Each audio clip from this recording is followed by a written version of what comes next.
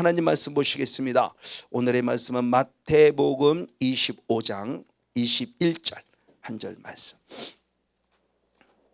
마태복음 25장 21절 한 절 말씀. 우리 한번 같이 말씀을 합독하시도록 하겠습니다. 시작. 그 주인이 이르되 잘하였도다 착하고 충성된 종아, 내가 작은 일에 충성하였음에 아멘. 내가 많은 것으로 내게 맡기리니 내 주인의 즐거움에 참여할지어다 하고 아멘. 지금 계속 가난의 영성이 들어왔지만 가난의 영성을 위해서 광야의 영성 가운데 하나님이 우리들을 어떻게 인도하고 이끄시는가, 그 구원의 여정을 조금 살펴보는 가운데 좀 더 깊이 지금 말씀을 다뤄보고 있죠. 예수님께서 우리들의 신앙의 가장 기본이 무엇인 걸 알려주셨느냐? 요한복음 3장 16절 말씀을 너무나 잘 알고 있습니다. 하나님께서 우리를 너무너무 사랑하셨어요. 이 세상을 너무너무 사랑하사 독생자 예수 그리스도를 주셨죠. 이 독생자 예수 그리스도를 주셨다는 것은 로마서 5장 8절 말씀을 통해서 보면 우리가 아직도 죄인이었을 때 당신의 사랑하는 예수 그리스도를 죽이셨다는 거죠. 죽이심을 통해서를 사랑하고 세상을 사랑한다는 걸 확증시켜 준 거예요. 독생자를 주셨으니 이는 저를 무엇하는 자마다 믿는 자마다 멸망치 않고 영생을 얻게 하려 하심이라. 아멘. 기독교의 가장 근본입니다. 자, 예수를 나를 위해서 돌아가신 예수를 내가 믿는 거예요. 근데 이 믿음은 그냥 막연히 믿습니다가 믿음이 아니라는 겁니다. 믿음의 근거가 뭐냐는 겁니다. 믿음의 근거에 대해서는 분명히 말씀하기를 로마서 10장 17절의 말씀에 믿음은 무엇에서 났으니 들음에서 났으니 이 들음은 무엇이다? 그리스도의 말씀. 그러니까 우리의 믿음의 근거가 말씀이라는 근거예요. 그냥 막연히 교회를 나오기 때문에 구원받은 것이 아니라는 겁니다. 우리가 이 부분의 모습에서 말씀이라는 근거에 대해서 우리 철저히 그냥 예수를 믿기 때문에 그냥 말씀 이게 아니고 왜 정말 말씀이 필요한가, 왜 창세기부터 요한계시록에는 이 말씀이 왜 필요한가라는 거예요. 이것을 깨달은 자가 누구냐? 베드로예요. 베드로는 주님을 배반하기도 했던 사람입니다. 그럼에도 불구하고 그에게는 요한복음 6장 68절의 말씀을 통해서 보면은 영생의 말씀이 주께 있음에 내가 어디로 가오리까라고 고백할 정도로 철저히 말씀하는 신앙이었으니 베드로가 뭐라고 고백했는가? 중요해요. 이 말씀을 통해서 내가 어떻게 되는가라고 했을 때 베드로전서 1장 23절 우리 한번 한 절 말씀을 같이 한번 읽어보시겠습니다. 시작. 너희가 거듭난 것이 썩어질 씨로 된 것이 아니요 썩지 아니할 씨로 된 것이니 하나님의 살아있고 항상 있는 말씀으로 되었느니라. 내가 거듭났다. 그래서 거듭남에 대한 부분에도 많이 강조를 했죠. 거듭났다, 구원 얻었다, 영생 얻었다, 다시 태어났다라는 것은 뭐냐? 하나님의 영원토록 썩지 아니할 영원토록 있고 항상 있는 하나님의 말씀으로 인해서 우리가 거듭났다라고 표현해요.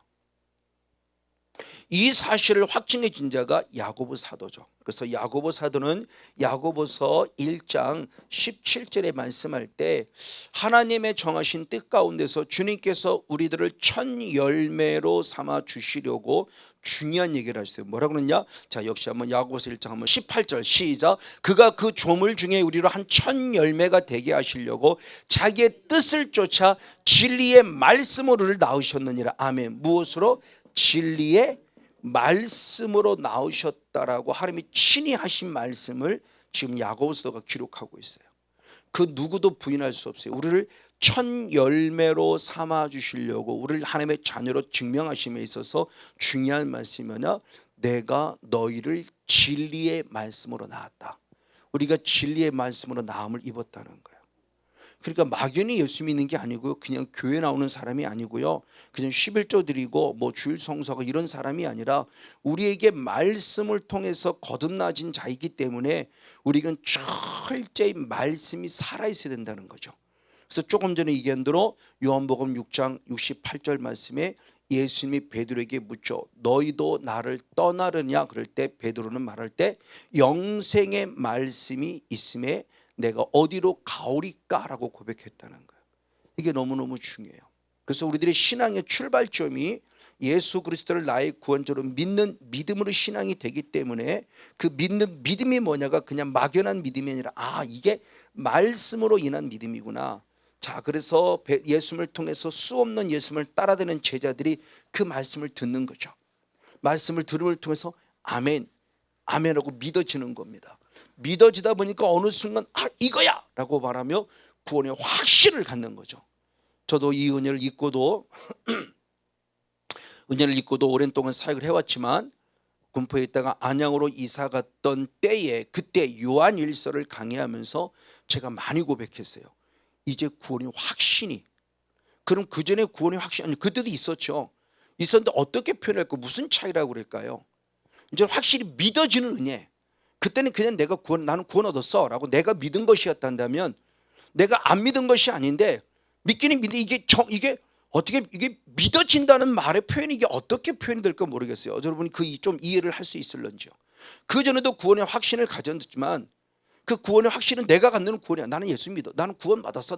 이런 개념이라 한다면 이제는 정말 구원 받은 게 믿어지는 거예요. 그게 감사한 거예요. 막 그게 깨달아지는 거예요. 그냥 아버지만 생각해도 감사하고, 그러다 보니까 뜨거운 눈물 속에 주님 앞에 감격스러운 기도도 드리고 회개도 하면서 그런 감격스러움을 경험했다는 그런 표현 속에서 이것이 그럼 어떻게 말씀으로 자꾸 다져지고 말씀으로 다져지다 보니까 어느 순간 내게 확신이 오는 거예요. 그런데 이 말씀들이 이제는 제가 깨달아지는 겁니다. 이거구나. 이게 믿음이구나라는 거예요. 맞아요. 자, 이런 모습에서 우리 믿음을 쭉 주님께서 강조하신 주님께서, 그러면 조금 전에 읽었던 요한복음 3장 16절에 믿음이라고 하는 것으로 출발된 이 믿음은 하나님의 절대적 은혜라고 그랬죠. 내가 예수를 믿은 것이 아니라 은혜로 인하여 믿음으로 말미암아 구원 얻은 거예요. 은혜가 사실은 주어라는 겁니다. 이 처음에는. 그럼 이 은혜를 입은 사람은 그것으로 끝나냐? 아니더라는 거죠. 예수님 말씀하실 때 요한복음 3장 36절의 말씀이 있으니 순종하는 믿음까지 나아가야 한다는 것을 얘기하고 있다는 거예요. 잠언 요한복음 3장 36절의 말씀 역시 한번 읽겠습니다. 같이 한번 읽습니다. 시작. 아들을 믿는 자는 영생이 있고 아멘. 아들을 순종치 아니하는 자는 영생을 보지 못하고 도리어 하나님의 진노가 그 위에 머물러 있느니라. 할렐루야. 아멘. 자, 너무너무 중요한 말씀을 하셨어요. 3장 36절, 지금 요한복음 3장이 거듭남에 대한 비밀을 말하는데 3장 앞절에서는 거듭난 자만, 물과 성령으로 거듭난 자만이 하나님 나라를 들어갈 수 있다고 말하며, 그 물과 성령으로 거듭난 게 16절에 믿음이라고 표현했고, 믿음이라는 그 부분을 조금 더 성장하고 성숙시켜 이제는 순종해야 된다고 말하며, 아들을 믿는 자는 영생이 있다 그래서 요한복음 16절 한 번 더 반복한 겁니다. 아들을 믿는 자는 영생이 있고 라고 요한복음 3장 16절을 말씀한 다음에, 그 다음에 아들을 순종치 아니하는 자는 영생이 있음에도 불구하고 영생을 무엇한다? 보지 못한다라고 말하며, 더 나아가 이 위에 무엇이 임한다? 하나님의 진노가 임한다고 예수님이 친히 말씀하신 거예요. 거듭남의 비밀을 강조하는 요한복음 3장의 마지막 결론은 결국 뭐냐? 너희가 요한복음 3장 16절 예수를 믿었니? 고맙다. 믿었으면 반대로 또 더 나아가 뭐 하라는 거예요? 순종까지 가라는 거죠. 근데 우리는 대부분의 신앙에 지금까지도 많은 교회들이 요한복음 3장 16절에 머무르는 신앙이에요. 그리고 이 순종은 이 구원의 모습과 연결된 순종이 아니라 기껏 말하는 순종은 요한복음 28장 같고 축복과 연결된 순종만을 요구해요. 왜? 저도 그렇게 배워왔어요. 어렸을 때 교회에서. 그러니까 목사님이 따라하라고 그랬거든요. 뭘 따라하냐? 예수 믿고 구원, 예수 믿고 구원, 순종하고 축복, 순종하고 맨날 따라하라고 그랬어요. 이거 안 따르는 사람이 있을 겁니까? 거의 다 따라했을 거예요. 그러니까 우리 인식 속에 순종이 구원과 연결성을 완전히 끊어져 버리고, 순종은 기껏해야 이 땅에서 복 받는 정도로만 생각한 거예요. 틀린 건 아니에요. 그러나 50%밖에 안 돼요. 또 다른 50%는 분명히 구원과 연관성을 가지고 있다라는 거예요. 주님이 이것 때문에 말하고 있는 겁니다. 순종. 그래서 조금 전에 얘기했던 베드로의 신앙이 어떻게 되는 거냐? 베드로전서 2장 2절. 아까 베드로전서 1장 23절에서는 거듭남에 대한 부분을 말했는가 하면 베드로전서 2장 2절 이렇게 표현했습니다. 역시 한번 읽겠습니다. 시작. 갓난 아이들같이 순전하고 신령한 것을 사모하라. 아멘. 이는 이로 말미암아 너희로 구원에 이르도록 자라게 하려 함이라. 아멘. 중요한 얘기를 했어요. 자, 예수님께서 말씀하신 이 신앙을 베드로는 깨달은 겁니다. 그러니까 믿음의 신앙에서 순종의 신앙으로 얘기하는 것은 결국 뭐냐? 끝까지 우리는 하나님의 무엇을 통해서, 말씀을 통해서 내가 무엇해야 되는 거구나? 구원에 무엇하도록, 이르도록 무엇하는 신앙이구나? 잘하는 신앙이구나. 이걸 베드로는 깨닫고 성령의 감동에 따라 이 말씀을 기록한 거예요. 이게 베드로의 신앙이었어요. 예수님의 제자로서 부지런히 예수님을 따라다니며 깨달은 영적 원리에 이거구나. 순종이라는 것은 단순히 복 받으려고 순종한다는 것만 말하고 있는 것이 아니라 순종이라는 것은 구원에 이르도록 자라가는 나의 믿음의 영성이구나. 내가 자라고 있다라고 하는, 내가 머물러 있는 신앙이고 후퇴하는 신앙이라 지금도 한 단계 성장하고 성숙하고 있다는 나의 믿음의 증표, 내 믿음의 열매를 하나님께 보여드리고 있는 거구나라는 것을 바로 베드로는 알았다는 거죠. 그래서 사도 바울 역시도 똑같이 얘기했으니 바로 이게 뭐냐? 이게 복음이라고 하는 거예요. 그러니까 복음이라고 하는 부분의 모습을 잘 집대성한 거죠. 그래서 로마서에 들어와서 로마서 4장의 이 신층의를 얘기하기 위해서 아주 중요한 예를 했으니 뭐라고 표현했는가? 자, 우리 한번 다 같이 말씀 읽어볼 때 로마서 1장 한번 17절 말씀 역시 한번 읽어보시겠습니다. 로마서 1장 17절 시작. 복음에는 하나님의 의가 나타나서 아멘. 믿음으로 믿음에 이르게 하나니 할렐루야. 기록된 바 오직 의인은 믿음으로 말미암아 살리라 함과 같으니라. 할렐루야. 자, 로마서 1장 17절을 한마디로 복음을 정리한 거예요. 복음은 뭐냐? 하나님의 뭐가 나타난다? 의가 나타난다. 이 하나님의 의가 나타나서 믿음으로 무엇에? 믿음에 이르게 하나니. 아멘. 이 복음의 능력이 믿음으로 믿음에 이르게 한다고 말하면서 그러므로 오직 한 가지, 오직 누구는? 의인은 무엇으로 말미암아? 믿음으로 말미암아 살아야 한다라고 말하며 하박국 선지자가 쓴 하박국 2장 4절의 말씀을 인용해서 이걸 기가 막히게 정리한 겁니다. 그러니까 로마서를 우리는 신학서라고도 해요. 많은 신학자가 쓴 그런 신학의 책 개념이 아니라 성경이 말하고 있는 진정한 신학이 뭐냐는 거예요. 신앙이라는 딱 기본 안에 굳게 세워진 신학이라는 정리를 정확하게 말한 게 로마서예요. 그래서 로마서를 신학서라고도 부르고 있는 거죠. 누구도 부인할 수 없는 진정한 복음이 뭐냐는 거죠. 하나님의 의가 나타난다. 그 의가 나타나서 우리를 믿음으로 믿음에 이르게 하나니, 믿음으로 믿게 하는 이 주님의 은혜를 통해서 오직 우리가 깨달을 것은 그러므로 예수님을 나의 구원자로 믿어 믿음의 의가 이루어진 사람은 마지막까지 무엇으로 살아야 되는구나? 믿음으로 살아야 되는 거구나 라는 것을 안다라는 거죠. 사도 바울이 이걸 지금 정리한 겁니다. 맞습니다. 이런 믿음으로 믿음에 이르는 이 신앙을 잘 우리에게 보여준 것이 저는 수없이 얘기했지만 바로 아브라함이라고 그랬죠. 그래서 제가 보는 성경의 기준 속에서 신약과 구약을 좀 나눠본다 한다면 틀린 나눔이 아닙니다. 신약은 저는 주로 주제를 가리킨다고 말했죠. 주제. 기도면 기도라는 주제를 신약은 얘기해요. 믿음은 믿음이라는 주제를 신학은 얘기해요. 인내는 인내에 대한 주제를 신학은 얘기해요. 충성은 충성에 대한 주제를 신학에서 얘기해요. 그러면 그 주제를 우리는 정답을 어디서 찾냐? 구약에서 찾는 거죠. 그러니까 믿음이라고 하는 부분을 신약에서 예수님을 통해서 사도 바울을 통해서 예수님의 제자를 통해서 신약의 27권이 기록하고 있다면 우린 그 믿음이라는 것을 누굴 통해서 보냐? 구약의 우리 믿음의 조상들이 살아간 삶을 통해서. 그래서 히브리서 11장을 무슨 장이라고 합니까? 믿음장이라고 그러는데 히브리서 11장에 기록된 믿음장은 신약의 사람들이 아니에요. 다 누구의 사람이에요? 우리의 믿음의 선조인 구약의 사람들이에요. 구약의 사람은 다 믿음으로 살아요. 절대 율법으로 살지 않았어요. 근데 우리 개념은 구약은 율법이라고 생각하고 신약만이 복음이라고 생각하는 큰 착각을 범하고 있는 거죠. 그럼 히브리서 11장은 잘못 기록된 거예요? 아니에요. 우리 믿음의 조상은요 다 믿음으로 살았어요. 믿음으로. 이게 너무너무 중요해요. 그러니까 믿음이라는 주제는 신약에서 발견했으면 믿음이라는 것이 뭐냐를 발견했으면 구약에서 발견해야 돼요. 그게 가장 시초가 누구냐? 아브라함. 그러니까 아브라함을 통해서, 왜? 아브라함은 하나님이 믿음의 조상이라고 그랬으니 그럼 아브라함의 삶을 돌아보면 이게 믿음이라고 우리가 빨리 알 수 있다는 거죠. 그래서 수업 시작했습니다. 그래서 아브라함을 통해서 바라보니 그럼 아브라함의 믿음의 출발점은 뭐로 시작했느냐라는 겁니다. 자, 창세기 15장 5절 6절 지금 계속해서 반복해서 말씀하기 때문에 여러분 절대 잊지 않을 겁니다. 자, 창세기 15장 5절 6절 한번 두 절 말씀을 한번 읽어보도록 하겠습니다. 하나님께서 아브라함을 인격적으로 만남해 주신 겁니다. 시작. 그를 이끌고 밖으로 나가 가라사대 하늘을 우러러 무뼈를 셀 수 있나 보라. 아멘.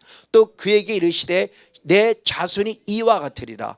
아브라함이 여호와를 믿으니 여호와께서 이를 그의 의로 여기셨더라. 할렐루야. 우리 너무나 잘 아는 6절의 말씀에 아브라함이 하나님을 무엇하니 믿으니 이 믿음을 통해서 무엇함을 여겼다? 의로 여기심을 얻었다. 아멘. 아까 복음에는 하나님의 의가 나타난다고 해서 이 의로 여기심의 모습이요. 그럼 언제? 무엇을 통해서? 믿음입니다. 근데 이 믿음이 그냥 믿음이다가 믿음이 아니라는 겁니다. 이 믿음은 결국 뭐냐? 5절의 말씀의 약속의 말씀을 믿은 거예요. 약속하신 하나님의 말씀. 그래서 쉬운 성경은 여호와의 말씀을 믿었다라고 의역했어요. 이걸 그냥 믿었다라고 본 것이 아니라 아브라함은 여호와의 말씀을 믿음으로 의로 여기심을 입었다는 거예요. 그냥 막연히 믿습니다 이게 아니라는 겁니다. 믿음의 근거가 뭔가를 지금 얘기를 하는 거예요. 예수님이 하신 것처럼. 자, 믿음의 그 약속의 말씀이 맞아요. 그럼 그 약속의 말씀이 뭐냐는 겁니다. 하늘을 봐라. 하늘의 별이 얼마나 많냐. 그 많은 것처럼 네 자손에도 이와 같을 것이라는 약속의 말씀을 아멘으로 받았다는 겁니다. 이 믿음으로 분명히 구원을 얻었다, 의롭다 여기심을 받았다는 거예요. 그러면서 아브라함의 의로 여기신 축복의 모습을 보면서 그럼 이것으로만 끝나냐? 아니다. 더 나아가서 창세기 18장 19절에 말씀하고 있으니 아브라함을 택하신 목적, 아브라함을 구원하신 목적, 아브라함을 의롭다 여기신 목적을 분명히 기록했어요. 자, 창세기 18장 19절 역시 한번 한 절 말씀을 같이 한번 읽겠습니다. 시작. 내가 그로 그 자식과 권세에게 명하여 여호와의 도를 지켜 의와 공도를 행하게 하려고 그를 택하였다. 아멘. 그러니까 구원하신 목적이 확실한 거예요. 하나님의 아브라함을 예정 미리 아시고 구원을 정하셨어요. 그래서 그를 끄집어낸 겁니다. 창세기 12장에. 그렇죠. 갈대로에서. 그래서 13장 14장을 계속 거치면서 15장에 들어 드디어 믿었어요. 믿어서 구원 얻었을 주님이 드디어 말합니다. 내가 너를 택한 이유, 내가 너를 구원한 이유. 아브라함아, 내가 왜 너를 구원한지 아니? 오늘날 말하면 성목사야, 내가 왜 너를 목사로 만든 줄 아니? 왜 목사로 삼으셨어요? 주님의 뜻은 간단해요. 너와 네 후손들이 나를 더불어서 네 아버지를 더불어서 아버지 때문에 내 후손들이 내 주위의 사람들 내 가족들이 모두가 다 하나님의 도, 여호와의 도, 이 도는 하나님의 지금 말씀을 말하는 겁니다. 하나님의 말씀대로 무엇하게 하려고? 행하게 하려고 택하였다. 그러니까 나를 구원하신 목적이 확실해요. 자, 이 구원하시는 절대적 하나님의 은혜라고 그랬습니다. 은혜. 내가 믿은 게 아니에요. 믿을 수밖에 없는 은혜를 주신 거예요. 그리고 은혜로 구원받았으니 이제는 나는 뭐냐? 은혜로 구원받은 성원영 목사야, 내가 너를 구원했으면 내 뜻대로 좀 살아. 그래서 내가 너를 택한 이유가 바로 그거야. 내가 너를 구원한 이유가 그거야. 그러니 너는 이제는 내 말씀대로 살아다오 라고 말하면서 구원하신 목적을 얘기하는 거예요. 즉 하나님의 뜻대로 살라고 하는 것은 다른 것이 아니라 내 말에 순종 좀 해다오 이거예요. 그래서 베드로 사도를 통해서 이걸 역시 확증시켜줬죠. 베드로도 그걸 깨닫는 거죠. 뭐라고 표현했는가? 베드로전서 1장 2절 말씀을 봅니다. 베드로전서 1장 2절 말씀을 누구에게 편지했는가라는 편지 수신의 대상을 씁니다. 내가 누구에게 편지했는가 할 때 그 베드로 전서라는 편지가 누구에게 갔는가를 얘기합니다. 자, 한번 베드로 전서 1장 한번 2절 말씀을 한번 같이 한번 읽겠습니다. 시작. 곧 하나님 아버지의 미리 아심을 따라 아멘 성령의 거룩하게 하심으로 순종함과 예수 그리스도의 핏뿌림을 얻기 위하여 택하심을 입은 자들에게 편지하노니 아멘. 자, 이 베드로 전서가 누구에게 쓰여졌느냐, 내가 누구에게 쓰여졌냐 그랬을 때 중요한 얘기를 하셨어요. 하나님이 미리 무엇하셨다? 아셨다. 예지. 그리고 예지했던 것은 결국 정하신 예정도 마찬가지가 되는 거죠. 미리 아셨기 때문에 주님이 정하신 거예요. 그럼 뭐라고 정하셨냐 그랬을 때 성령의 거룩하게 하심으로 말미암아 첫 번째 무엇하는 자들에게 순종하도록 택함 받은 자들에게 그리고 예수 그리스도의 핏뿌림을 입은 자들에게 내가 무엇한다? 편지한다는 거예요. 그럴 때 무엇? 순종하도록 택함 받은 자예요. 우리는 무엇하도록 택함 받은 자다? 순종하도록. 그러니까 구원을 받았다 한다면 나는 마땅히 순종을 해야만 한다는 거예요.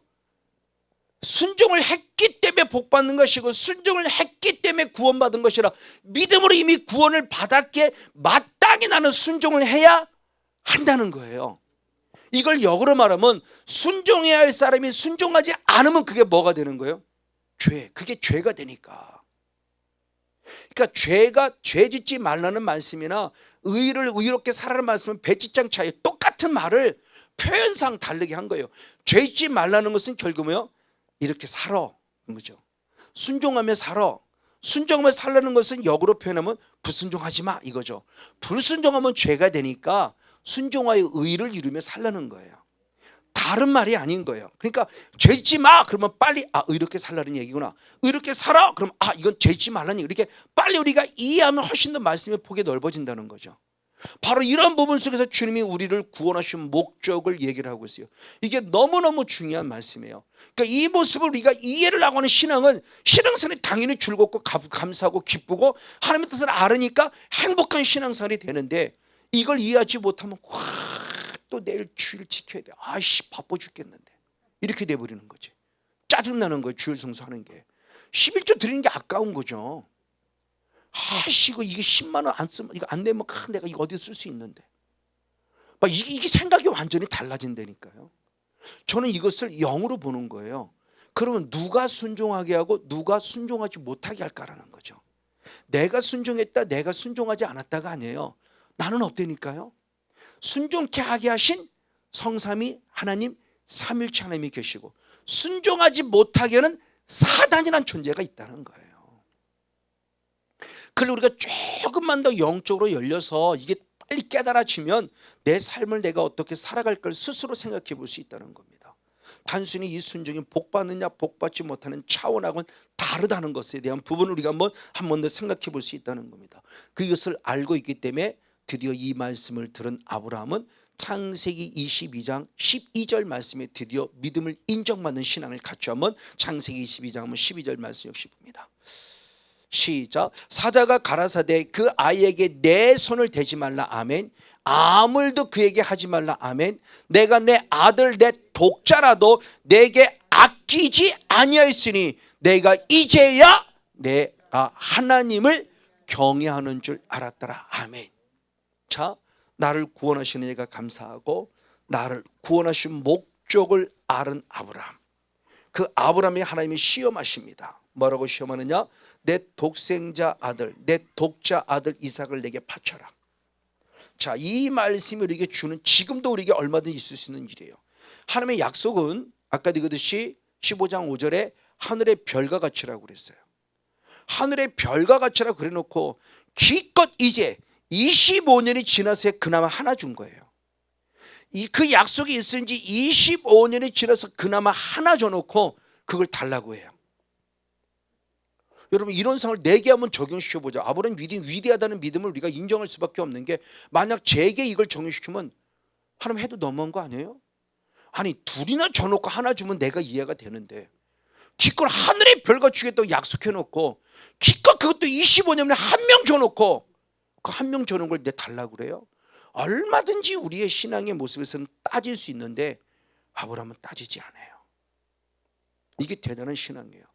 그래서 주님께서는 12절 말씀에 아브라함의 그 순종을 본 겁니다.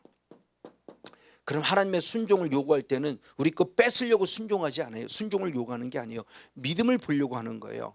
그래서 죽이려는 순간 딱 순간 주님이 스톱! 하죠. 멈춰. 해야지 마. 라고 말하면서 중요한 말씀하시죠. 뭐라고 하냐? 이제야.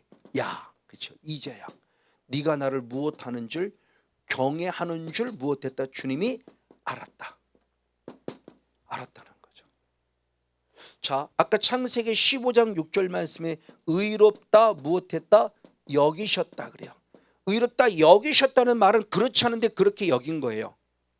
그래서 여기다는 이 원어를 다른 뜻으로 생각해보면 쉽게 표현한 게 그렇게 생각해 주셨다는 거예요. 의롭지 않은데 의롭다고 주님이 생각해 준 거예요.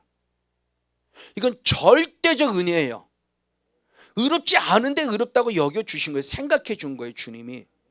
근데 그 의롭다 이게 너무너무 고맙고 나를 택하신 목적을 알고 있기에 주님이 나를 택하신 것은 말씀대로 살려고 택한 거구나. 이 원리를 아니까 이 위기상황이 와도 그 말씀에 순종했더니 주님이 이제야 그러면서 주님께서 뭐라냐? 이제 인정하신 거예요. 여겨주신 것이 아니라 네가 진짜구나. 성목사 네가 진짜구나. 고맙다. 오히려 내가 너를 의롭다 여겨준 것은 나는 그 은혜가 고마웠고 하나님이 여겨주신 애가 너무너무 감사해서 충성하고 순종했더니 주님은 고맙다. 네가 진짜구나. 네가 나를 정말로 경외하는구나라고 인정해 주시는 믿음의 신앙. 그래서 이때부터 아브라함은 믿음의 조상이 되어져서 우리 속에 믿음이라는 탑을 걷는 자로서 믿음의 영적 원리를 알려주는 주인공이 된 거죠. 그래서 제가 계속 믿음을 얘기할 때마다 아브라함의 얘기를 하는 게 바로 이 얘기예요. 왜?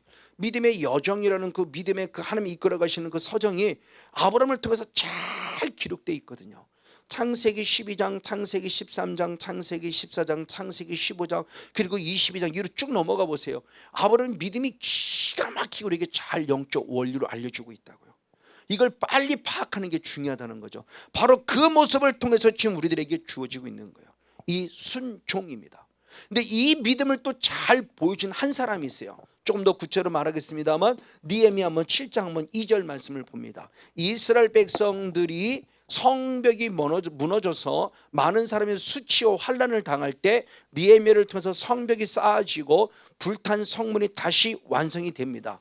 그리고 그것으로 세웠다 끝남이 아니라 그걸 지키기 위한 사후관리를 알아요. 그래서 사후관리를 위해서 두 사람을 세울 때 바로 나타난 한 존재입니다. 우리 한번 같이 한번 읽겠습니다. 시작. 내 아우 하나니와 영문에 관한 하나냐로 함께 예루살렘을 다스리게 하였는데 하나냐는 위인이 충성되어 하나님을 무엇합니다? 경외함이 무리에서 뛰어난 자라. 할렐루야. 자, 예루살렘 성 하나님의 나라 예루살렘 성을 예루살렘 성전을 지키는 사람으로서 하나냐를 주님이 부르는데 하나냐는 누구냐? 하나님을 무엇하는 자? 경외하는 자로서 무리들 중에 탁월한 자야. 그러면 하나님을 경외한다는 사실을 어떻게 알았냐는 거예요. 무엇을 통해서? 충성됨을 통해서. 충성되었어요. 아브라함이 하나님을 경외하는 걸 어떻게 보여줬습니까? 순종함을 통해서. 하나님을 경외하는 신앙은 아비의 신앙이라고 그랬습니다. 그 아비의 신앙으로서 내 자신이 하나님을 경외하고 있다는 믿음의 나의 삶을 보여드릴 때 무엇으로 보여드리냐는 겁니다. 바로 여기 나타난 바로 아브라함과 또는 하나냐라는 사람은 순종을 통해서 그리고 충성을 통해서 자기의 믿음을 하나님께 멋지게 보여드림에 있어서 하나님을 경외하는 자라고 신앙이 성장하고 성숙함을 보여준 겁니다. 즉 믿음의 신앙으로 끝남이 아니라 요한복음 3장 36절에 순종의 신앙으로까지 자랐다라고 하는 나의 신앙을 하나님께 보여드린 인정받은 자가 되어진 거죠. 바로 이 신앙을 야고보 사도는 똑같이 바라면서 뭐라고 표현해요? 이게 바로 행함이 있는 온전한 믿음이라고 표현한 거예요.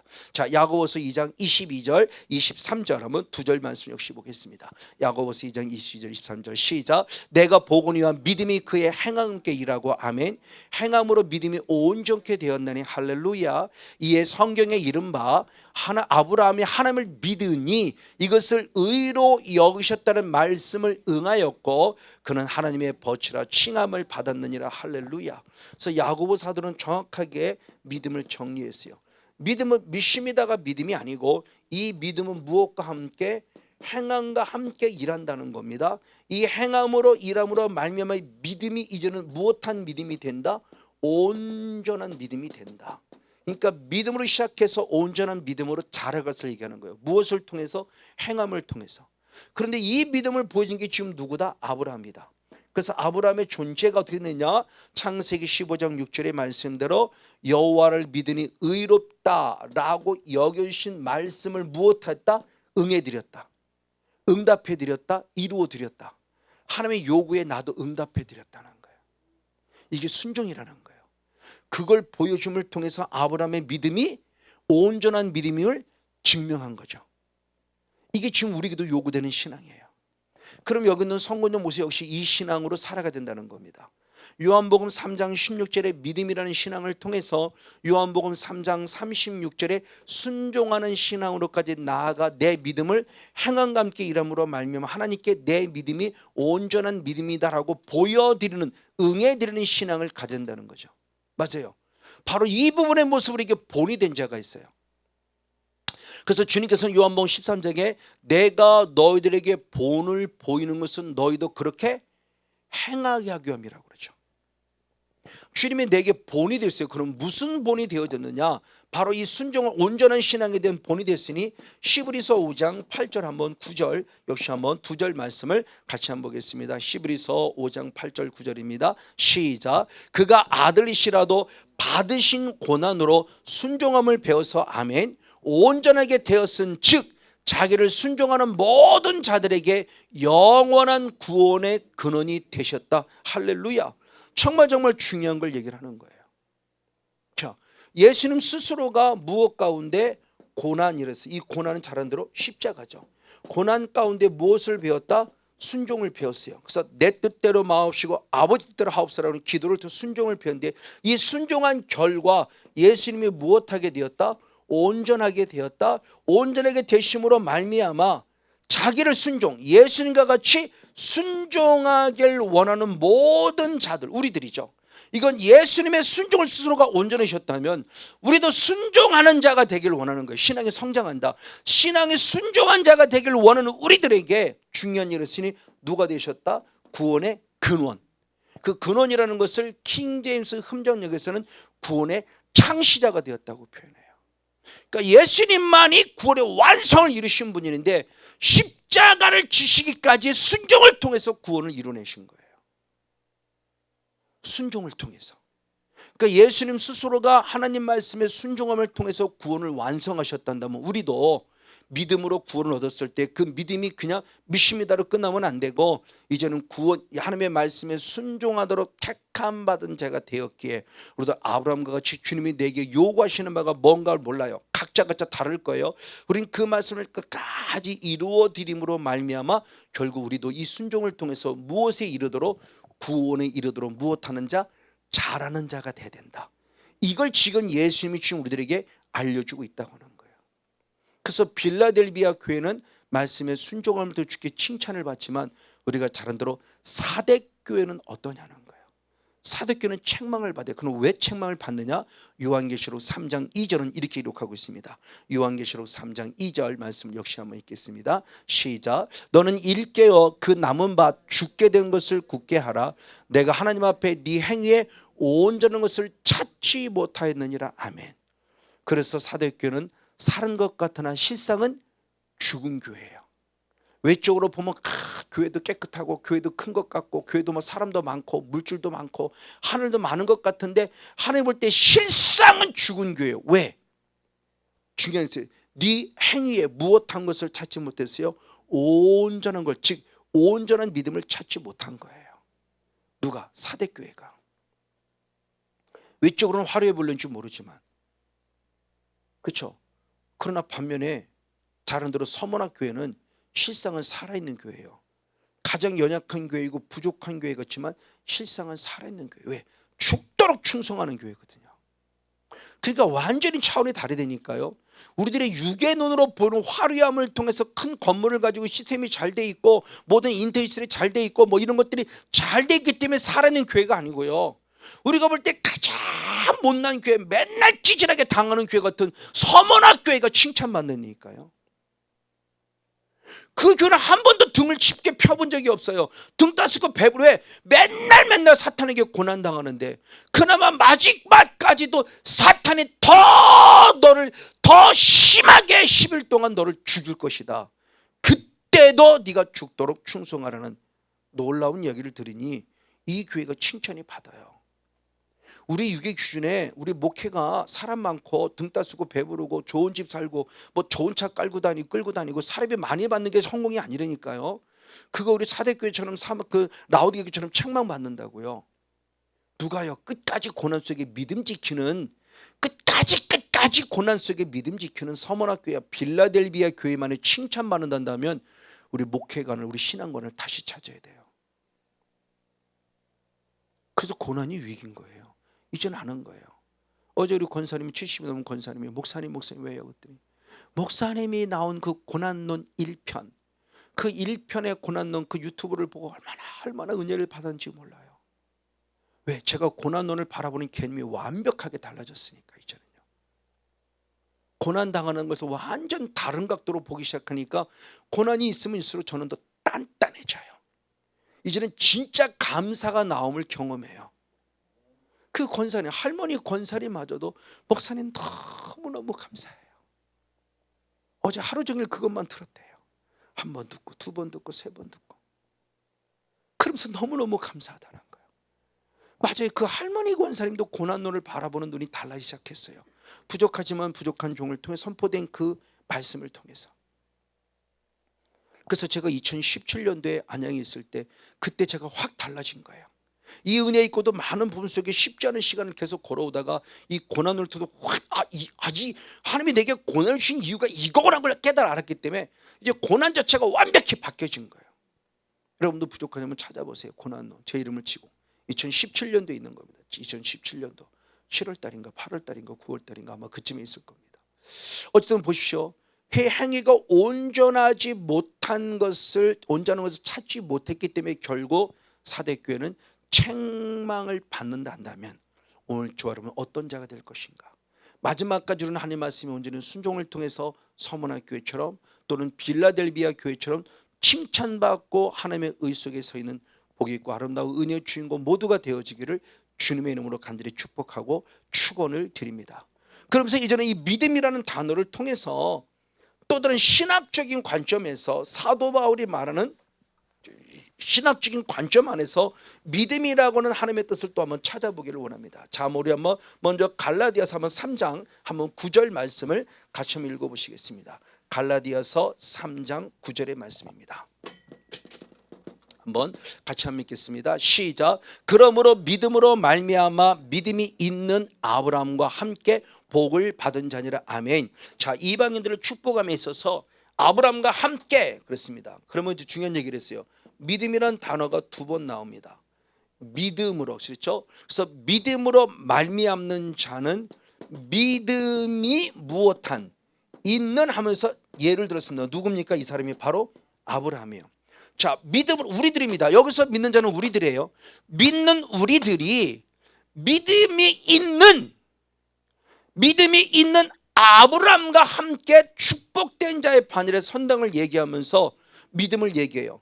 자, 원어가 앞에 있는 믿음은 피스토스, 참 피스티스라는 원어이고 미에 있는 믿음이 있는 원어는 피스토스라는 원어예요.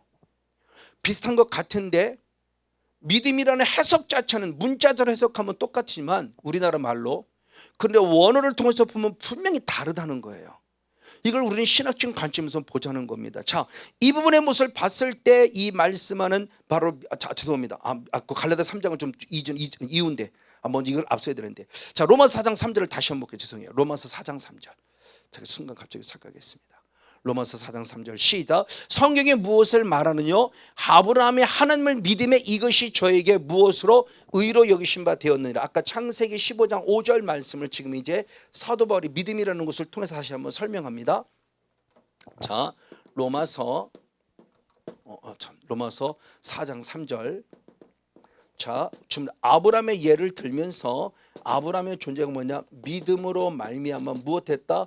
의로 여기심을 입었다. 그럴 때 이 의라고 하는 부분으로 해석이 되어 있어요. 의로 여기심을 입었다 할 때 그 의라고 하는 원어가 뭐냐? 디카이 오시네라는 원어예요. 디카이 오시네. 이게 지금 명사로 쓰인 겁니다. 디카이 오시네라는 바로 이 모습으로 쓰여졌어요. 그래서 디카이 오시네, 그러니까 의로, 믿음으로 말미암아 의롭다 여기심을 얻었다 할 때 그 의로 여기셨다를 설명할 때 디카이 오시네 그랬습니다. 이 디카이 오시네, 이 이름이 그 원어가 디카이 오시네. 그럼 디카이 오시네, 이 믿음의 의라는 것은 아까도 그래서 이것은 하나님의 무엇이라고 그랬어요? 선물이라고 그랬죠. 이걸 설명한 게 에베소서 2장 8절이죠. 자, 한번 에베소 2장 8절 아는 말씀 한번 더 한번 읽어보시겠습니다. 에베소 2장 8절 시작. 너희가 그 은혜를 인하여 믿음으로 말미암아 구원을 얻었나니 이것이 너희에게서 난 것이 아니요 하나님의 선물이에요. 자, 은혜로 인하여 믿음으로 말미암아 구원을 얻었나니, 그러므로 은혜로 얻은 이 구원은 내 것이 아니라 하나님의 무엇이다? 선물이다. 하나님의 신 절대적 선물이에요.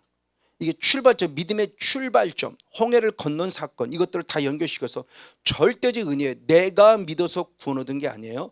절대적 은혜입니다. 이걸 설명할 때 이걸 설명하는 이게 디카이 오시는데, 이걸 잘 설명하시 잘 알고 있는 빌립보서 3장 9절 말씀입니다. 역시 한번 빌립보서 3장 9절 한 절 말씀을 역시 한번 같이 읽습니다. 시작.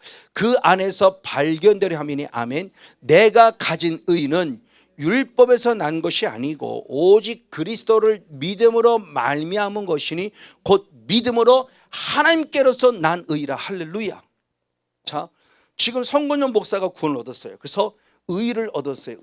의롭다 이십니다. 믿음으로서 그 안에서 내가 가진 의. 성건용 목사는 이 의, 저 의가 디카이 오시네는 의예요.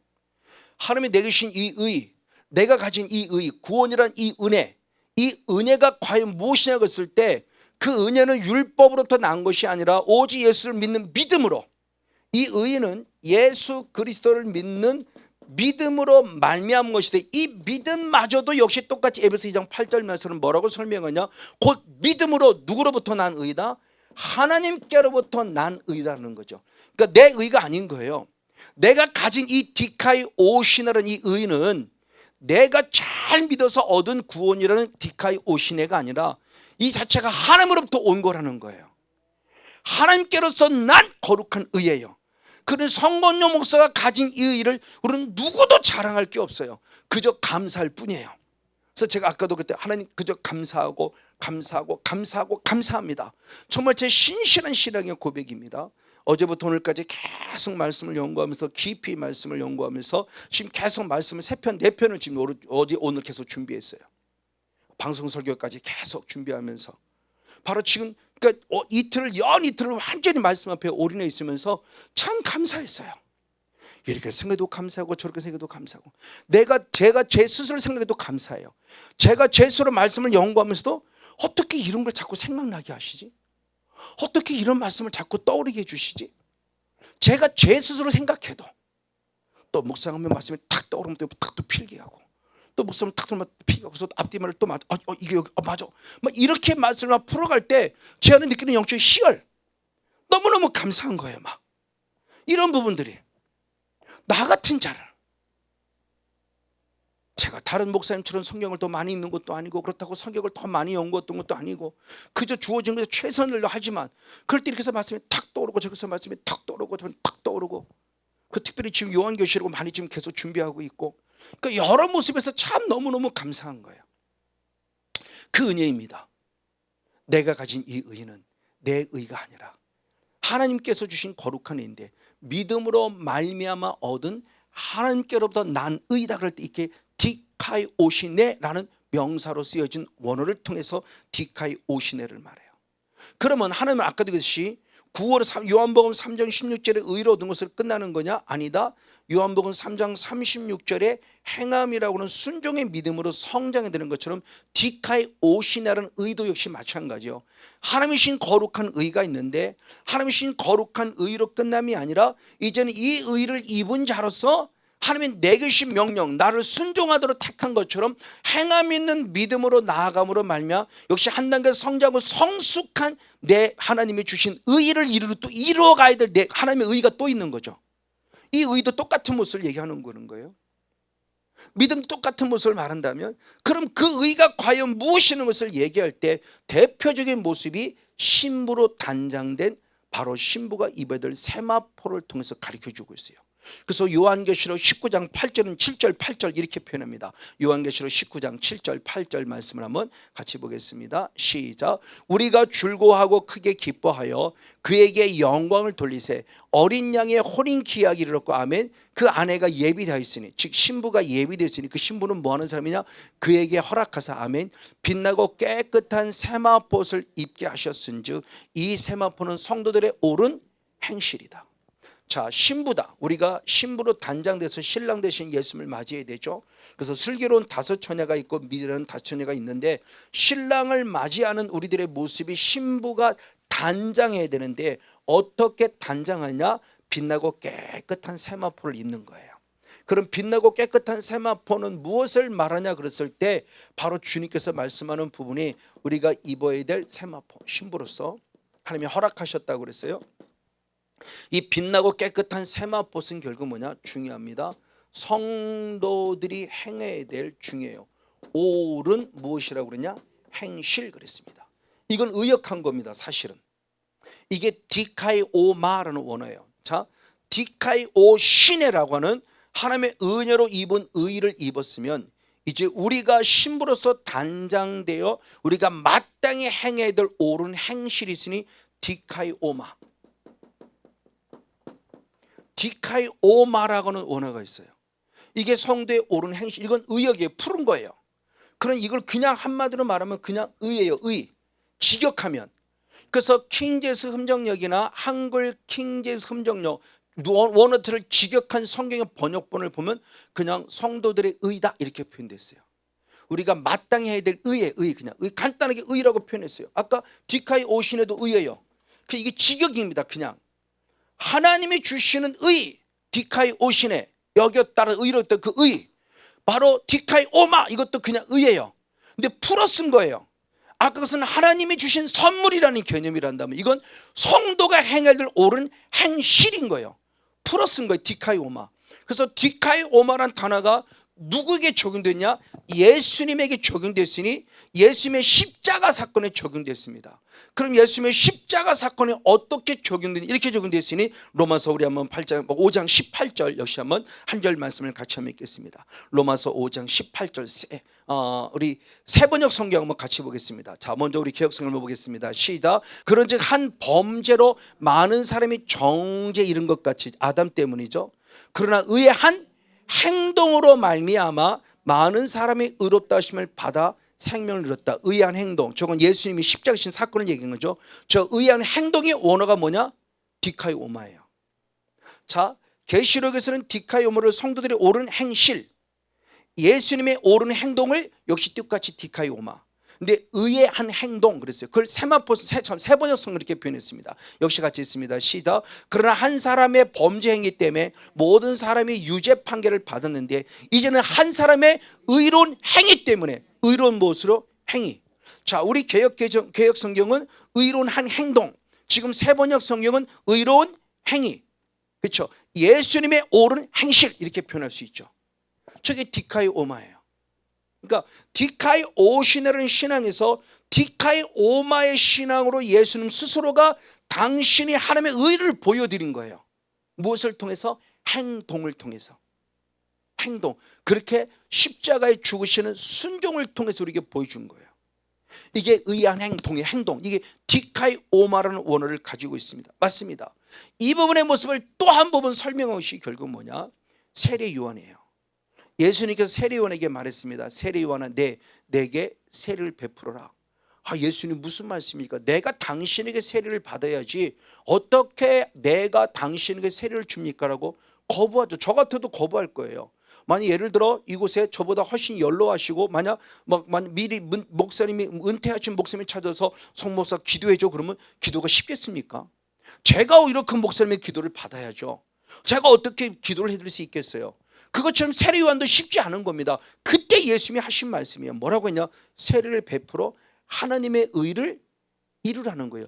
순종하라는 겁니다. 이게 하나님의 뜻이는 나에게 세례를 베풀어라. 그래서 하나님의 뜻을 이루는 순종을 이루라는 거예요. 자, 마태복음 3장 한번 15절 한 절 말씀 역시 한번 읽겠습니다. 마태복음 3장 15절입니다. 예수께서 대답하여 가라사대 이제 허락하라.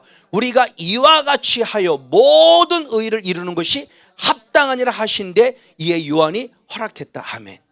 네가 나에게 이렇게 하고 나는 너에게 세례를 받음으로 말미암아 하나님의 모든 의를 이루는 것이 합당하다. 그러면 이제 요한이 하나님의 뜻을 이루어 드리는 것을 알고 있기에 허락했다. 순종했다는 거죠.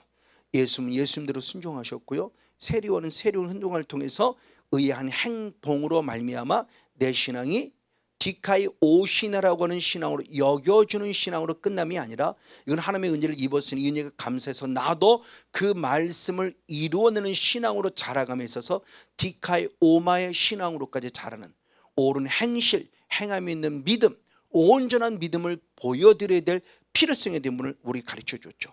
그래서 사도 요한은 요한일서 2장 29절의 말씀에 내가 하나님의 자녀라는 것을 증명한다는 거예요. 그럼 무엇이냐? 예수님께서 의로우신 줄 알아. 그 예수님을 믿음으로 내가 의를 입었으면 나도 그 일을 행함으로 말미암아 의의 모습을 드러내라는 거죠. 자, 요한일서 2장 29절. 너희가 그의 의로우신 줄 알면 아멘. 그렇죠? 그 의로우신 줄을 믿음으로 의를 입은 거죠. 그러면 의를 행하는 자마다 그에게서 난 줄을 알리라. 아멘. 그러니까 내가 하나님의 자녀가 되었다는 거예요. 무엇으로? 믿음으로. 의로우신 주님을 믿음으로 하면 자녀가 되었어요. 자, 이게 의롭게 여겨주신 거예요. 근데 주님이 나를 알고 싶다는 거다. 진짜 하나님의 자녀라는 걸. 그럼 무엇을 통해서 의를 행할 때? 아까 이제야 네가 나를 경외하는 줄 알았다.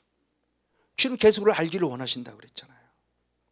그럼 주님이 나를 알 수 있도록 하는 것은 나의 행함이 있는 믿음이라는 거예요. 행위 구원이 절대 아니에요. 구원받은 자에게 마땅히 행할 바를 행하는 거예요. 마땅히 행해야 될 옳은 성도의 옳은 행실이라고요. 구원을 받았기에 의를 구원받은 자로서의 마땅한 순종이라는 거예요. 그 행위를 했기 때문에 구원받는 행위 구원을 말하는 게 아니고요. 그러니까 이 말씀을 잘 이해를 돼요. 행함을 적용 왜 행위 구원을 얘기하느냐고. 그래서 목회자 성회를 하다가 지금은 코로나 때문에 멈춰 있지만 안양 가서는 첫 번째, 두 번째까지 그러니까 6차, 7차까지인가 목회 성회를 할 때마다 매번 장로교 목사님을 중심으로 몇 사람을 적게는 한 분, 많게는 세 분까지도 와서 목사님 이건 이렇습니다라고 얘기하면서 자꾸 행위를 얘기하냐고 할 때 행위에 대한 개념을 이해를 못하니까 왜? 이미 한 번 구는 영원한 구원 개념에서 행위에 대한 이 모습을 잘못 이해하는 게 이미 교리적으로 박혀 있으니까 그것이 아니라고 아무리 얘기를 해도 그 말씀을 이해 못하니까 목사님 그건 아니죠 이렇게 따져서 목사님 그게 아니고 다시 한번 이해를 해보세요 이렇게 얘기를 해도 이미 딱 들어와 있으니까 안 들어져요. 내게 꽉 차 있으니까. 근데 놀랍게 8차 9차부터인가 한 사람도 그런 사람이 없었어요. 지금은 장로교 목사님들 만나 들어보면 이제 생각들이 많이 바뀐 걸 느껴요. 왜? 본인들이 성경을 읽으시고 본인들이 성경을 직접 깨달으시니까 이제 많이 달라진 걸 느껴요. 그 다음부터는 없었어요. 이게 참 중요한 걸 얘기하고 싶은 거예요. 진정한 이 믿음이라는 게 과연 무엇인가에 대한 부분인 겁니다. 이건 예수님이 친히 하신 말씀에도 불구하고 교리라는 게 딱 박혀 있으면 행위구원처럼 절대 행위구원이 아닌데. 그래서 지난주 말씀에도 결국은 마지막 우리가 십자가 앞에 마지막 우리가 그 백보자 심판 앞에 들어갈 때도 우리의 무엇을 통해 심판을 받는다? 행위 심판을 받아요. 행위 심판. 마지막 백보자 심판 때 앞에 가도요. 생명록에 기록된 자들 중에서 행위 심판을 받아요. 얼마나 두려워하는 행위를 보고요. 얼마나 음란했는 걸 행위를 보고요. 그 행위들을 통해서 나를 심판하신다고 주님 말씀하고 있다고요. 얼마나 중요한지 몰라요. 맞아요. 자, 이 부분의 모습을 다시 또 이제는 예수님의 관점 안에서 믿음이라고 하는 단어를 통해서 또 신학적인 정의를 한번 해보자고요. 사도 바울이 말하고 있는 디카이 오신에서 디카이 오마라는 입장 속에서 신학적인 관점을 우리가 살펴봤다면 이제는 믿음이라는 단어, 피스토스라는 단어를 통해서 한번 이 부분의 모습을 한번 생각해 보자고. 아까 읽었던 갈라디아 3장 한번 9절 한 절 말씀을 한번 같이 한번 읽겠습니다. 갈라디아 3장 9절 시작. 그러므로 믿음으로 말미암은 자는 믿음이 있는 아브라함과 함께 복을 받느니라. 할렐루야. 자, 믿음이라는 모습을 통해서 우리 다시 한번 더 정의를 한번 해보길 원합니다. 갈라디아 3장은 아브라함의 지금 믿음을 말하는데 우리가 말합니다. 믿음으로 지금 우리가 갖는 믿음이에요. 이 믿음이 있는데 믿음이 있는 그렇습니다. 믿음이 있는 아브라함, 그래서 아브라함을 지금 얘기를 합니다. 이와 함께 우리가 복받는 자의 모습 안에 서 있는 우리들의 신앙의 축복의 단계를 지금 말하고 있어요. 이건 우리가 갖는 믿음이고 여기서 말하는 믿음은 아브라함의 믿음인데 원어는 달라요. 피스티스라고 하는 이 명사적으로 말하는 믿음과 피스토스라고 말하는 형용사적인 믿음을 지금 우리에게 얘기하면서 믿음이 믿음으로 말미암는 믿음이 있는 아브라함 될 때 이 믿음에 대한 부분을 설명할 때 이 피스토스라고 하는 원어입니다. 이 형용사예요. 이 형용사는 믿음이라는 이분의 모습을 새겼을 때 이 믿음에 대한 모습을 아까 얘기했던 아까 아브라함의 모습을 보면서 아까 아브라함 창세기 15장 5절 6절에 하나님 말씀을 믿는 믿음으로 말미암아 의롭다 여김을 받았다 그랬죠. 그리고 드디어 창세기 22장에 그 말씀을 순종할 때 이제야 네가 나를 경외하는 줄 알았다 말씀하시는 그 경외함을 통해서 하나님 반열에 섰던 것으로 보고 있죠. 그러니까 이 피스토스 신앙이 뭔가를 얘기하는 겁니다. 그러니까 이 믿음이 있다라는 피스토스의 이 신앙은 미신앙은 뭐냐면 방금 얘기했던 창세기 22장 12절의 말씀에 이제야 네가 나를 무엇하는 줄 경외한 줄 알았다 할 때 알았던 이 경외가 무엇을 통해서 보여준 거예요? 순종. 저 이삭을 바치는 순종. 행함에 있는 믿음을 통해 받은 그 순종을 이때 이게 믿음이 있는이라는 아브라함을 얘기하는 거예요. 이때 피스토스라는 원어가 쓰여져요. 그러니까 성건영 목사도 믿음이 있음을 보여드려야 된다고요. 믿음 있는 성건영 목사와 함께 여러분도 복받은 자다. 이렇게 되는 그 말씀이 지금 기록된 거라는 거죠. 믿습니다. 그런데 믿음이 없다는 수도 있다는 거죠. 믿습니다. 그랬는데 믿음이 없는 아브라함이 될 수 있는 거예요. 믿음이 없는 성건영 목사가 될 수 있다는 거예요. 이게 중요한 의미를 지금 얘기하는 겁니다. 그러니까 피스토스라고 하는 원어가 말하는 이 믿음이라는 개념이 뭐냐? 아, 믿음이 있는 것을 말하는구나. 그래서 여러분 마태복음, 마가복음, 누가복음을 쭉 봤을 때 똑같은 내용인데 마태복음에서는 어떻게 표현되느냐? 믿음이 적다라고 표현됐어요. 근데 똑같은 내용을 마가복음에서는 믿음이 없는 자라고 책망했어요. 이게 대단히 중요해요. 마가복음 4장에도 함께 배에 타 있는데 호들갑 떠는 제자를 향해서 주님은 이 믿음이 없는 자들아 왜 두려워하느냐라고 책망해요. 마태복음에서는 믿음이 적은 자라고 그러는데 왜 마가에서는 믿음이 없는 자들이라고 그랬죠. 그리고 마지막 부활한 다음에 에베소로 아까 엠마로 내려가던 두 제자가 예수님을 만나고 드디어 마서 복음을 전하죠. 예수님이 살아계심을 복음을 전할 때 그때도 많은 사람이 두려워서 벌벌 떨고 있을 때 주님 말씀을 믿음이 없다라고 주님이 책망해요. 믿음이 있는 사람들인데 믿음이 없대요. 즉 불신자가 아니라는 거예요.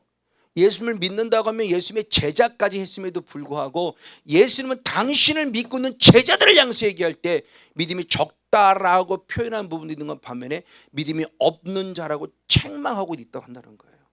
예수님의 제자들인데 이게 갖는 영적 의미가 뭘까요? 이게 지금 우리들에게 주어지는 거예요.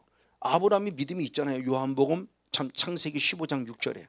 근데 창세기 22장 12절에 가서야 믿음이 있는 자라고 인정을 받은 거예요. 여겨주신 것이라 진짜 네가 믿음이 있거라고 주님이 인정해 주신 걸 얘기할 때 피스토스라는 원어가 갖는 의미라고 하는 부분의 모습을 우리가 한번 말하고 있다는 것을 잘 한번 염두에 두자는 거예요. 그러면서 이 피스토스라는 원어가 또 다른 각도에서 해결됐으니 어떻게 해석되었는가? 아까 읽었던 우리 본문입니다. 마태복음 25장 21절 말씀 역시 한번 있습니다. 마태복음 25장 21절 시작. 그 주인이 이르되 착 잘하였도다. 착하고 충성된 종아, 내가 작은 일에 충성하였음에 내가 많은 것으로 내게 맡기리니 내 주인의 즐거움에 참여할지어다. 아멘. 이 피스토스라는 원어가 마태복음 25장에서는 무엇을 있냐? 충성, 충성되다, 충성된, 지극히 작은 일에 충성된 자, 착하고 충성된 종할 때 충성되다라고 해석이 됐어요. 자, 여기서는 믿음이 있다라고는 뭘 해석된다면 여기서는 충성된 자로 해석이 됐다는 거예요. 그러니까 피스토스는 원어가 믿음이라는 하나로만 해석이 됨이 아니라 행함이 있는 하나님의 의를 이루는 디카이 오마의 신앙의 그 신앙의 모습을 얘기할 때 그걸 디카이 오마가 피스토스라는 단어로 해석이 될 때는 믿음으로만 해석이 되면 아니라 믿음이 있는 자는 반드시 무엇해야 된다? 충성이라는 열매를 맺어야만 한다는 걸 가르쳐주는 말씀이라는 거예요. 이걸 일반적으로 풀으면 작은 일에 믿음이 있는 자 이렇게 해석할 수도 있어요. 근데 지금은 앞뒤의 말씀이 뭔가 일하는 걸 얘기하기 때문에 충성이라는 단어로 해석해서 충성되다라는 모습으로 지금 우리에게 해석이 되고 있어요. 그리고 또 하나의 말씀이 요한계시록 대표적으로 17장 14절 말씀을 봅니다. 여기서는 피스토스가 어떻게 해석이 됐는가?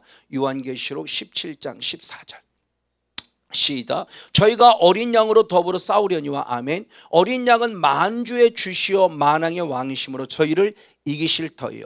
또 그와 함께 있는 자들 곧 부르심을 입고 빼내심을 얻고 진실한 자들이 무엇한다? 이긴다. 예수님이 이기셨기 때문에 우리도 이긴다. 이기는 우리가 누구냐? 함께 있는 자. 곧 함께 있는 자가 누구냐? 부르심 받은 자, 빼내심을 얻은 자, 진실한 자. 그럴 때 마지막 진실한이라고 해석됐어요. 진실한. 이게 똑같이 원어가 피스토스예요. 신실한 자를 얘기하는 신실한 자. 자, 믿음이라고 해석되어 있는 피스토스, 충성이라고 해석되는 피스토스, 진실함에서 해석되는 피스토스, 똑같은 원어인데 상황의 환경에 따라 우리들의 모습은 얼마든지 단어를 바꾸어 해석할 수도 있으니 믿음이 있다라고 했을 때 충성이 있는 자라고 해석할 수도 있고 신실함이 있는 자라고 해석할 수 있다는 거예요. 그래서 방금 읽은 마태복음 25장 21절 말씀이나 요한계시록 17장 14절의 말씀을 다른 성경, 세번역 성경이나 킹제임스 흠정역 성경을 보면 신실함으로 해석되기도 하고 있고, 그러니까 충성되다는 단어 속에 다 신실함으로, 대표적으로 고린도전서 4장 2절 말씀에 맡은 자들의 구할 것은 무엇이다? 충성이라고 너무나 잘 알고 있는데 그 충성이라는 단어를 킹제임스 흠정역 번역본서는 맡은 자의 구할 것은 신실합니다 이렇게 해석도 했다는 거죠. 이게 같은 뜻이라는 거예요. 그러니까 믿음 따로 충성 따로 신실함 따로가 아니라 믿음이 곧 충성해야 되고 믿음이 곧 신실함이 된다는 겁니다.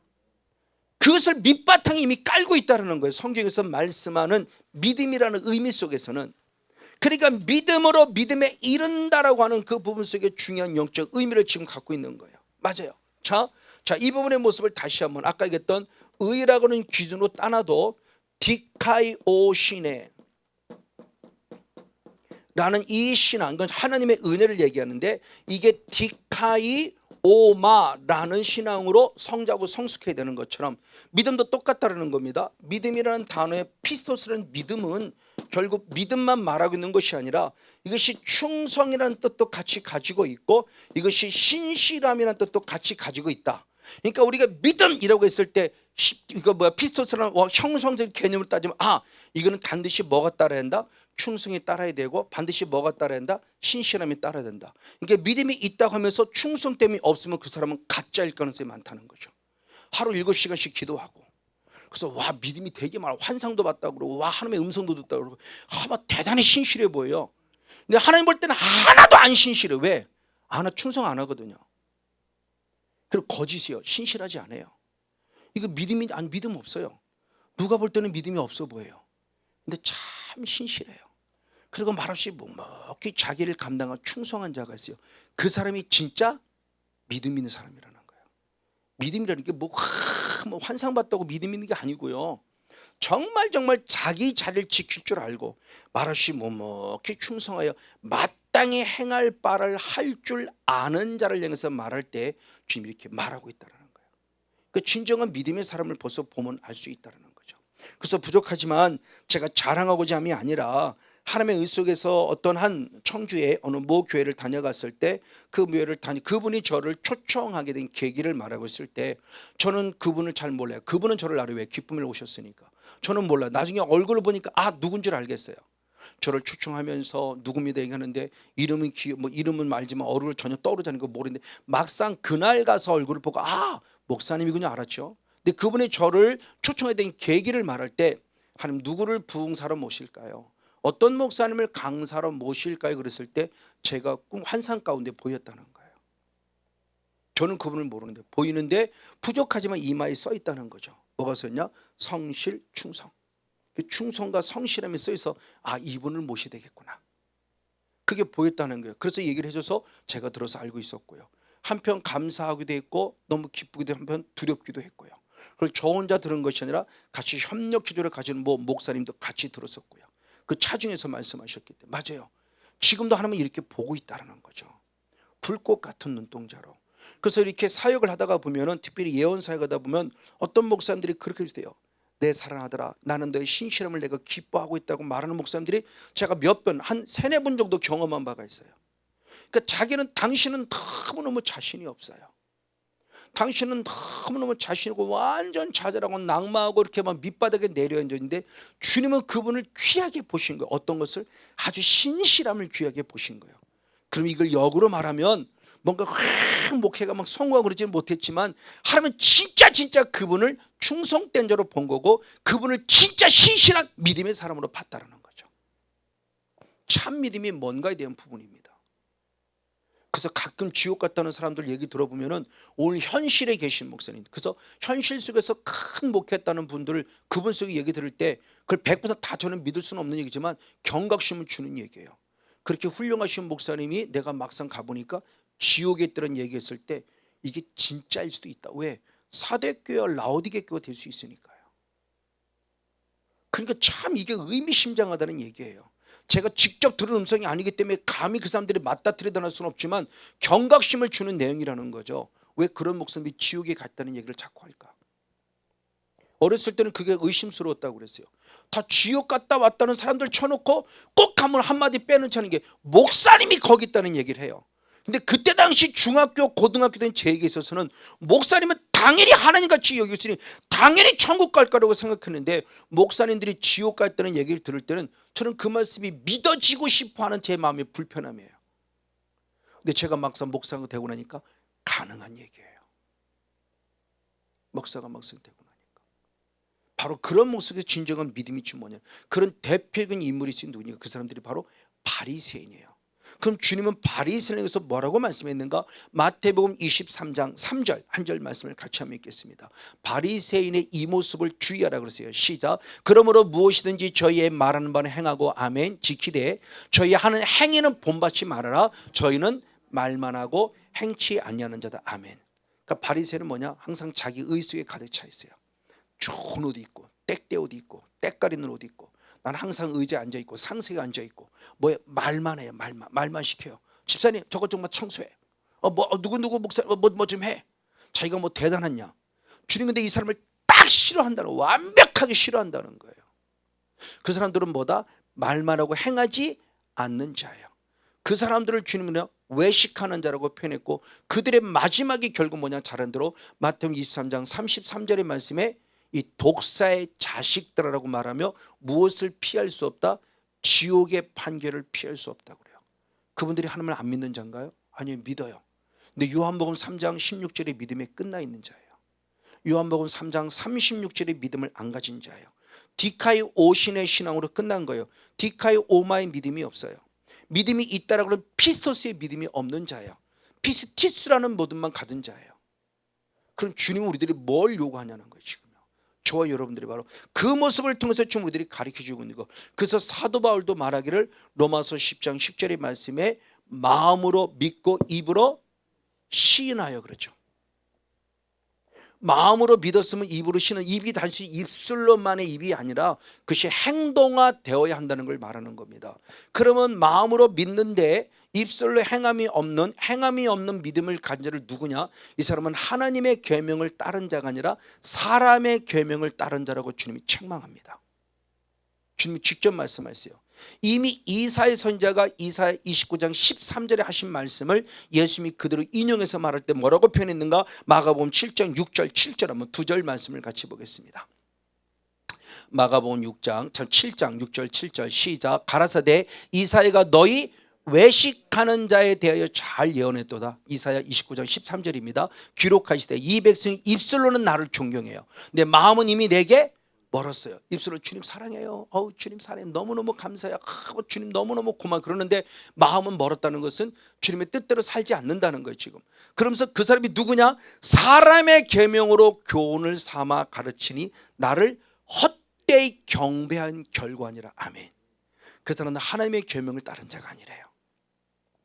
말씀인데요, 이 말씀에서 하나님의 계명을 가지고 따른 자가 아니라 사람의 계명을 가지고 따른 게 장로의 유전이에요. 오늘날 말하면 하나님의 말씀을 따른 자가 아니라 성건용 목사의 설교를 따른 자예요. 아니요, 목사의 설교를 따른 자가 아니에요. 그 목사를 통해서 주어지는 하나님의 말씀을 따르는 자가 돼야 돼요. 그러면 사람에게 매이는 자죠. 사람에게 매이는 자예요. 사람을 따라가면 큰일입니다. 사람에게 매서는 안 됩니다. 이걸 솔타이라고 그러죠. 솔타이. 영이 아니요, 혼 속에서 매여 있는 거예요. 사람에게 매여 있어요. 목사의 말에 매여 있어요. 목사가 축복하면 할렐루야 그랬다가 목사가 저면 큰일 났네 그러고. 우리 무당에게 매여 있는 거 똑같은 거예요. 당신 이거 국거리 해야 돼. 그것도 이것도 특별히 300만 원짜리 국거리 하면 1000만 원짜리 매여 있다니까요. 이게 솔타이, 이거예요 지금 이게. 그러면 저 무당 아니요 예수 믿는 사람이 그렇다니까요. 나는 목사님 없이 못 살아요. 아니요, 하나님 없이 못 살아야지 무슨 목사님 없이 못 살아요. 목사님한테 매여 있다니까요. 이게 솔타, 이거 신앙이 아니에요. 그게 지금 사람의 계명 따라가는 자입니다. 하나님 따라간 자는 사람 따라가기 때문에 바로 그런 자들을 지금 말하고 있으니 이들이 누구냐? 바리새인이에요. 현대판. 지금 우리 중에도 그런 사람들이 많이 있겠죠. 바로 이런 모습들을 지금 말씀하고 있는 겁니다. 그러게 예수님이 친히 가르치시는 뭐라 그러시냐? 너희는 이렇게 말하는 거예요. 주님의 명령이 있은 다음에 어떻게 표현했냐? 누가복음 17장 10절의 말씀을 봅니다. 누가복음 17장 10절 역시 있습니다. 시작. 이와 같이 너희도 명령 받은 것을 행한 후에 아멘 이르기를 우리는 무익한 종이라 우리의 하여야 할 일을 한 것뿐이라 할지니라. 아멘. 그렇게 말하라고 주님이 가르치셨어요. 누구예요? 우리들에게. 성목사 너 자랑하지 마. 나는 무익한 종으로서 마땅히 하여야 할 일을 했을 뿐입니다라는 거죠. 그러니까 의를 행한 거예요. 디카이 오시마. 충성되고 신실한 거예요. 피스토스. 근데 이것은 마땅히 해야 할 바를 한 것이지 이게 자랑될 게 없다는 거예요. 그래서 수없이 말씀을 드렸지만 호세아서 14장 9절 말씀을 보면 우리에게 분명히 말해주고 있죠. 그래서 제가 수없이 말씀을 많이 드렸어요. 자, 의가 있고 죄가 있습니다. 의인이 있고 죄인이 있습니다. 자, 우리의 본질을 보는 겁니다. 죄를 범했기 때문에 죄인이 되는 겁니까? 우리가 죄인이기 때문에 죄를 범하는 겁니까? 본질을 보세요. 우리가 죄인으로 태어났기 때문에 죄를 범하는 거예요. 이거 누구도 부인할 수 없어요. 세상 사람은 죄를 범했기 때문에 죄인으로 보지만 우리가 죄를 범할 수밖에 없는 근본적인 원인은 이미 나는 죄인으로 태어났기 때문에 그래요. 그럼 중요해요. 의를 행했기 때문에 의인이 된 겁니까? 의인이기 때문에 의를 행하는 겁니까? 의인이 됐기 때문에 의를 행하는 거예요. 자, 이걸 호세아서 19장은 그렇게 말하는 겁니다. 호세 14장 9절. 네, 시작. 누가 지혜가 있어 이런 일을 깨달으면 누가 총명이 있어 이런 일을 알겠느냐? 여호와의 도는 정직하니 의인이라야 그 도에 행하리라. 그러나 죄인은 그 도에 거쳐서 넘어지리라. 아멘. 의인이라야 그 도에 행하는 거예요. 죄인은 죄인이기 때문에 죄를 범해서 넘어지는 거예요. 죄를 범했기 때문에 죄인이 아니에요. 이건 우리가 보는 육의 관점이에요. 성경에서 말씀하는 영의 관점은 의인 예수님을 나의 구원자로 믿어 의인이 되었기에 의를 행하는 것이고 내가 죄인으로 태어났기 때문에 죄를 범할 수 있는 연약성을 가르쳐주고 있는 거죠.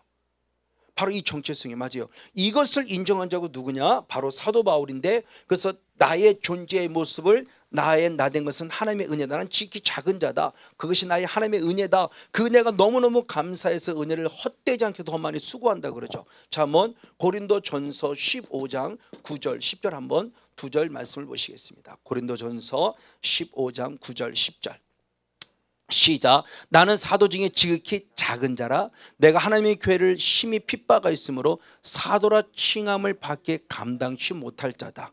그러나 나의 나된 것은 하나님의 은혜로 된 것이니 아멘.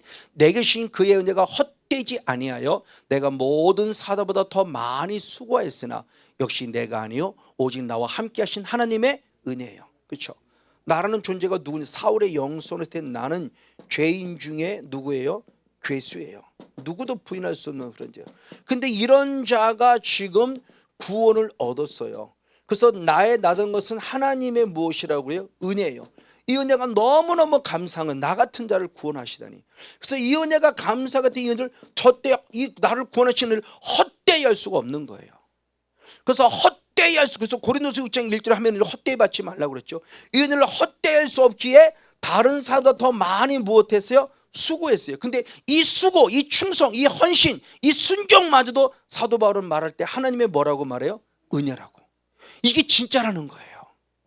이 신앙이, 이게 구원 얻은 자가 구원에 이르는 신앙이라는 거예요. 이게 내가 믿음이 자랐다는 신앙이라는 거예요. 부족하지만 이제는 제가 이게 부족하지만 되고 있는 거죠. 그래서 제가 지금은 코로나 때문에 못 가지만 9년, 10년, 11년이죠. 코로나 때문에 못 갔으니까 11년 가까이 되도록 제가 기쁨의 교회를 매월 첫째 주는 목숨 걸고 가는데, 목숨을 가는 이유가 충성하러 가고 협력하러 간다는 개념이 아니라 저는 오히려 은혜를 받으려고 가요. 하나님의 기름 부음 받아 제가 살고 싶어서 가요. 그러니까 저는 이게 너무 감사한 거예요. 단 한 번도 빠지지 않고, 딱 한 번 빠졌죠. 첫째 주에. 다른 창조진의 영의 세계를 가르쳐준 데가 첫째 주에 있어 거기 한번 가느라고 딱 한 번 빠졌고, 지금까지 10년 넘도록 12년 동안 한 번도, 코로나 지금 빼놓고는 한 번도 안 빠지고 가는 거예요. 제가 그 은혜가 너무 감사해서, 그리고 이 은혜를 내가 더 이상 내가 뺏기고 싶지 않아서, 이 은혜를 계속 받고 싶어서 사모하고 갈급함으로 가요. 이게 되어지는 것이잖아요. 맞습니다. 바로 이 신앙을 통해서 사도들이 중요한 결론을 내렸으니 빌립보서 2장 12절 말씀, 빌립보서 2장 12절 말씀을 통해서 한번 그러면 결론으로 오늘의 말씀을 마무리 짓도록 하겠습니다. 자, 이것도 또 중요한 영성을 역시 가르쳐주고 있습니다. 한번 같이 한번 읽겠습니다. 시작. 그러므로 나의 사랑하는 자들아, 너희가 나 있을 때뿐 아니라 더욱 지금 나 없을 때도 항상 복종하여 두렵고 떨림으로 너희 구원을 무엇하라? 이루라. 자, 마지막 이제 중요한 얘기를 합니다. 빌립보 교회에게. 지금 사도 바울이 없어요. 없을 때 더 얘기입니다. 없으면 없을수록 항상 무엇하라? 복종하라. 그래서 두렵고 무엇함으로? 떨림이죠. 이 떨림은 주님을 경외하는 자예요. 경외하는 심령으로 내게 주신 구원을 무엇하라? 이루라 그랬어요. 이른다는 차원하고 또 다른 언어입니다. 이루라 그랬어요. 자, 그럴 때 두렵고 떨림이란 이 신앙은 고린도전서 9장 17절 27절인가요? 이미 말했죠. 나는 두렵고, 내가 남은 구원시고 내가 혹시라도 탈락할까, 내가 혹시라도 떨어질까 두렵고 떨림으로 나 자신의 모습을 쳐서 복종한다. 그 신앙이죠. 그래서 자기 자신의 이 신앙이 항상 복종함을 통해서 구원을 이루라고 했어요. 구원을 이룬다라고 했을 때 킹제스 흠정역에서는 구원을 이를 통해서 드러내라는 거예요. 이게 원어 직역한 겁니다. 근데 현대인 성경은 구원을 계속 이루어 가십시오예요. 그러니까 구원을 이루라는 것은 영어로 해석하면 메이킹이에요. 만들라는 거예요. 계속. 그러니까 구원받은 자로서 구원받은 자의 증표를 보이라는 거죠. 그래서 이를 통해서 자꾸 내가 구원받았음에 대한 모습을 드러내고 나타나는 겁니다. 나를 자랑하는 게 아니라 무익한 종으로서 마땅히 하여야 할 바를 했음을 보여드림을 통해서 내가 진정한 믿음 있는 삶을 충성으로 보여드리고 신실함으로 보여드리라는 거예요. 이게 구원받은 자가 믿음으로 믿음에 이르는 신앙이에요. 결론을 말씀입니다. 요한복음 3장 16절에서 요한복음 3장 36절에 순종하는 믿음으로까지 자라야 된다. 디카이 오시라는 신앙에서 옳은 행실을 이끄는 디카이 오마의 신앙으로 자라가야 한다. 그리고 믿음이라는 피스토스라는 이 신앙에서 그것이 충성이라는 피스토스와 신실함이라는 피스토를 통해서 믿음의 증거를 나타내므로 말미암아 항상 복종하여 두렵고 떨림으로 너를 구원을 이루는 이 말씀 속에서 다 같이 믿음의 반열에 섰을 때 마지막 끝까지 영원한 천국 이루는 저와 여러분 우리 모두가 되어지기를 주님의 이름으로 간절히 축복하고 축원을 드립니다.